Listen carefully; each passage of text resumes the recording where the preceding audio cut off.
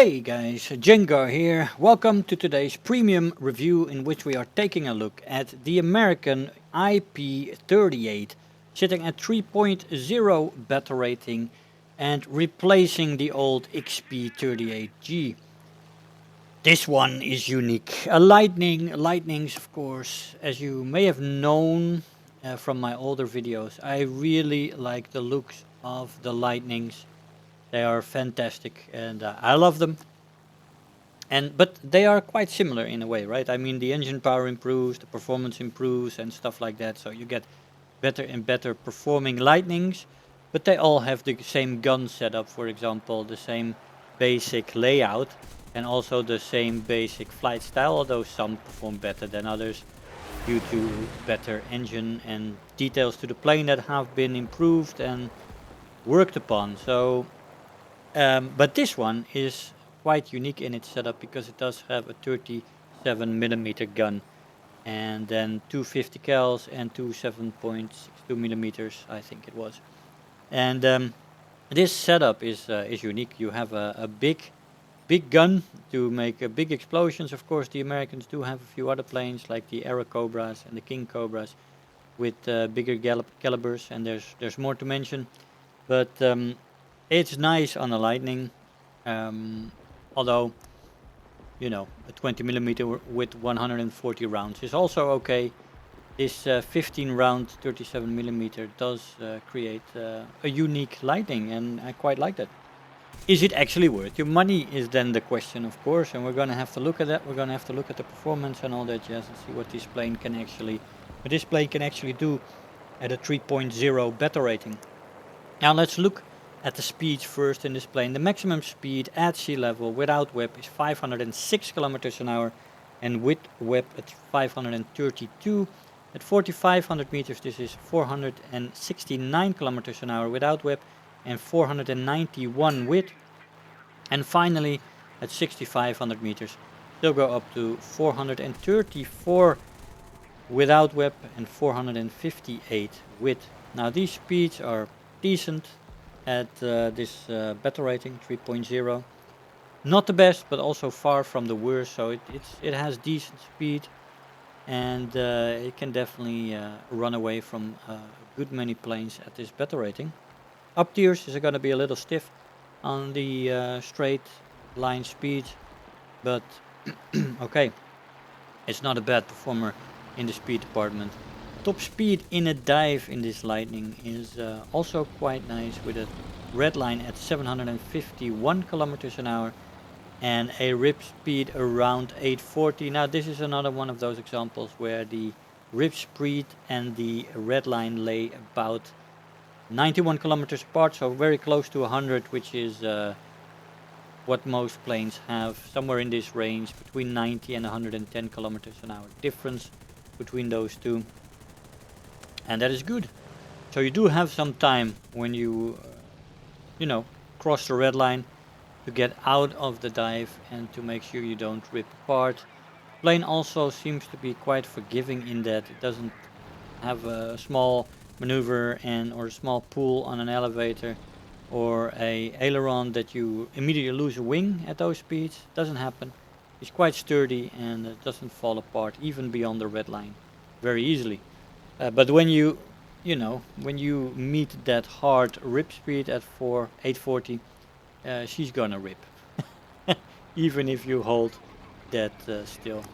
But yeah, so top speed in the dive is quite nice. Is that actually supported by control stiffening? So is that the effective dive speed? Not really. The control stiffening really starts at 450 with the first stick, especially in the roll rate. And at 550 you get a second one when it becomes more severe, and it doesn't perform well after that in a dive. Longer dives thus are not the most efficient way to fly the Lightning, because you don't have the maneuverability to get your guns on target anymore, and it is quite the fast compression there. 450 as the first, 550, that is where the planes who compress the quickest actually start. So she compresses Quickly, elevator stays functional though, so there is that, but your rolling will be impeded and you will have trouble getting guns on target in the dive. So you gotta keep it to short dives, and you know, that style of boom and zooming with short dives and getting up again is the best way to fly this Lightning, because in the end it is a boom and zoomer. It's a plane with an air start that needs to get to the altitude and fly from there. This is not a great maneuvering plane. It's also not the best energy fighter when it comes to that. The stall speed in this plane is 130 kilometers an hour, which is quite good. Two-engine plane, lots of horsepower, pretty good.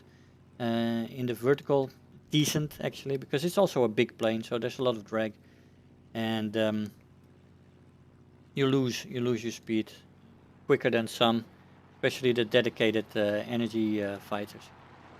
Firepower in this plane is very good. You have one 37mm M4 cannon with 15 rounds, then two 12.7 M2 Browning machine guns, otherwise known as the 50 cals, with 200 rounds, and two 7.62mm Browning machine guns with 500 rounds per gun. Now the ammo load on the 37 is a bit disappointing. It's not great, 15 rounds. It could have been 20 or I don't know, 25, but I guess it's historical 15 rounds. I'm just looking at the Cobras and they have way better ammo loads on there, but yeah. 50 cal setup is also, well, 200 rounds. It's maybe above average, but not fantastic. And the smaller caliber machine guns have 500 rounds. That's very good, but the overall ammo load is not fantastic. 37s run out quite quickly, and the 50 cals, well, 200 rounds, it's not spectacular. Acceleration in this plane in a straight line is good. It does pick up speed decently. Nothing spectacular, but it's good. And in a dive, it's actually very good. In the dives, he is the best when it comes to picking up the speed. Not the best of all planes, of course, but that's one of her better performing sides. The dive acceleration, quite nice. Energy retention in the horizontal is good, and in the vertical decent. So in a straight line, she can hold her speed better than translated into vertical maneuvers. Stall maneuvers can thus be exciting. You have to be very careful with some of the better energy fighters out there. There's a good many of the Soviet planes, especially below 4,000 meters, that can perform better in the vertical than you. But also the German 109s and 190s have a chance when they are in an equal energy state. Now the main strength of this plane is of course an air start with decent climb rate, and that gets this plane. I think this is one of the reasons why this plane still has an air start and most others don't, because it is very much needed in this plane, and to have a chance, a fighting chance out there. This plane does need the altitude. If she doesn't get the altitude, this plane is a sitting duck in the air. And you need your energy state. It's one of the most important things. Not the greatest energy fighter, not the greatest turn fighter at all, by the way. The turn time is only average, and with flaps it's above average, but only slightly. Flaps rip off at 680 kilometers an hour, so you can use them when you want to, but you do lose a lot of speed. They are extensive flaps basically, and they do slow the plane down nicely. So that's also a last ditch effort to use the flaps in this plane, because you give up your energy, and giving up energy in a Lightning is like, well, I don't know, you know, it's vital. It's not gonna help if you lose it. So using the flaps, you better be damn sure that you that the surrounding area is clear, because if another one comes in after you, even after you kill that person, you will be dead meat.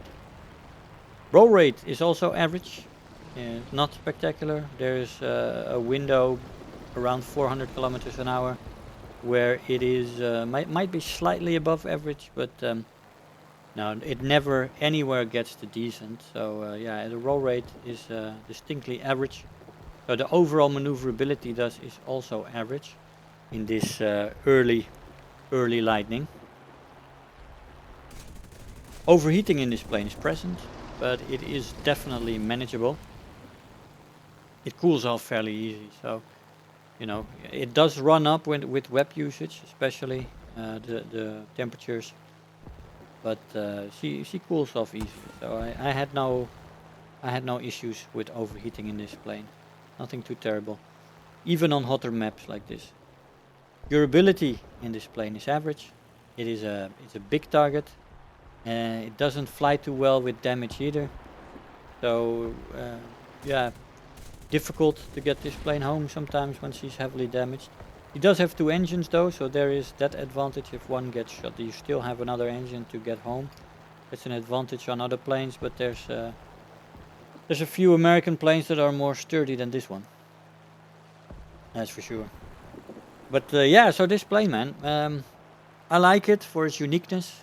I like this this look as well, the silver arrow kind of style that many of the US planes have. But it has that 37mm, which is nice. You can get up 3-4 planes with that if you use it sparingly with the other guns. You have a lot of lead in the air and a lot of big hitters, so that's good. The air start is very nice, and then the climb rate is also decent. It's not spectacular, but with the air start combined with that climb rate she has, it's actually nice. To get up to altitude is very possible, and to be the highest plane is also very possible. There might be a few contenders that are slightly below you, but I've managed to be up there. And then you can start using this plane the way she's supposed to be used, with short boom and zoom runs. Not getting into the 600-700s, but just short boom and zoom runs on people, and then getting out again, getting back up, and rinse and repeat. It's a very dangerous plane that way, especially when used in a squad capacity. When you have several people doing that, coming in one by one, it is really a terrible opponent then, in that sense, for the American planes. Many people have problems with the Lightnings, but that might be because the flight style is very specific, and it's not very forgiving in other roles. So if you're forced to turn fight, you're basically screwed. If you're forced to energy fight, you will also probably most of the time not win. There is that. Be aware of it. Let's see what we got for rewards. Oh, and we actually got a talisman. Yes, on a P-51. Not a tree where I need talismans, but okay, I'll take it. Always nice. So we got the best squad, or the final blow, sorry. 104,000 Silver Lions and 26,000 research points. I'm running a premium account, so that's why. Hey guys, so here we are after the match. Lightning. Gotta love the shape of this thing. Beauty. Fantastic. I love the silver arrow team here. The 37mm gun is nice. When they hit, they give you nice explosions. And for the rest, the 50 cals and the 30 cals is all fine. With the amount of ammo as well. Nothing to complain. A little bit more 50 cal ammo might have been possible. But oh well, I'll live with it. For the rest, the performance, as I said, is mixed. Some areas it's good, like the dive acceleration and the speeds in a dive. Top speeds are nice, but then the control stiffening kicks in. Short boom and zoom runs, disciplined flying in this thing will net you a lot of results. And if you fly it with your squadron, with a few teammates, all flying Lightnings, getting to altitude with that air start and decent climb rate, yeah, you can really give it to the enemy team then.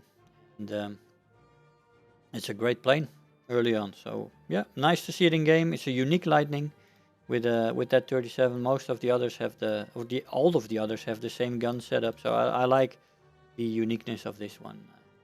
And I think she's worth getting. It's not too expensive. It comes with a pack and some other nice stuff. So I think it's an interesting pack to get for people who are beginning this game.